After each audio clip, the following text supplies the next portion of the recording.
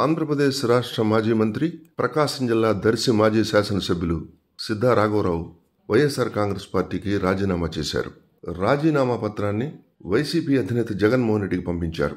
వ్యక్తిగత కారణాల రీత్యా వైసీపీ నుంచి తప్పుకుంటున్నట్లు సిద్ధా రాఘవరావు ప్రకటించారు. 2014లో చంద్రబాబు నాయుడు హయాంలో మంత్రిగా పనిచేసిన సిద్ధా రాఘవరావు 2019లో ఒంగోలు పార్లమెంట్ నియోజకవర్గం నుండి తెలుగుదేశం పార్టీ తరఫున ఎంపీగా పోటీ చేసి పరాజయం పాలయ్యారు. అనంతరం తెలుగుదేశం పార్టీకి రాజీనామా చేసి వైఎస్ఆర్ కాంగ్రెస్ పార్టీలో చేరారు.